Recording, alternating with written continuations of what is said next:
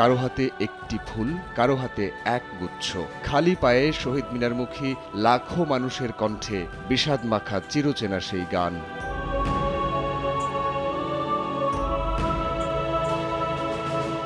ভাই হারানোর বেদনা বুকে ধারণ করে পলাশ আর শিমুল ফোটা ফাগুনের মিষ্টি মাখা প্রকৃতিতে গোটা জাতি শ্রদ্ধা ভরে স্মরণ করে মায়ের ভাষার জন্য প্রাণ দেয়া সালাম, বরকত, রফিকদের। ২১-এর ভোরের আলোক ফোটার সঙ্গে সঙ্গে ঢল নামে মানুষের। কেন্দ্রীয় শহীদ মিনারে যেন মিশে যায় সব রাজপথ।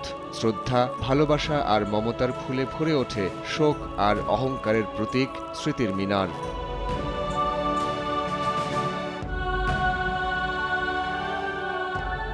40% বেশি গ্লো, বিশ্বের ১ নম্বর গ্লো ক্রিম, নতুন গ্লো এন্ড লাভলি।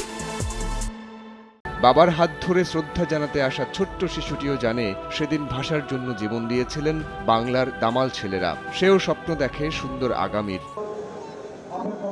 ৫২তে পাকিস্তানি শাসকের বুলেটের সামনে দাঁড়িয়েছিল বাঙালি জাতি। মুখের সে ভাষা, মায়ের ভাষা, প্রাণের বর্ণমালা, কথায় রূপ নেয়ার যে স্বাধীনতা, তাকে আর কেড়ে নিতে দেবে না জেগে ওঠা লাখো প্রাণ। শ্রদ্ধা জানাতে আসা মানুষের আশা ৫২-৭১-এর পথ ধরে ২৪-এর গণঅভ্যুত্থান আগামীর বাংলাদেশ বিনির্মাণে এক অপার শক্তি। এই শক্তি আর সম্ভাবনার বাস্তব রূপ দিতে প্রয়োজন সুন্দর পরিকল্পনা আর রাজনৈতিক ঐক্য। ভাষা শহীদদের প্রতি শ্রদ্ধার সেই মিছিলে ছিলেন ভিনদেশিরা। স্মৃতিটুকু ফ্রেমবন্দিও করেছেন কেউ কেউ।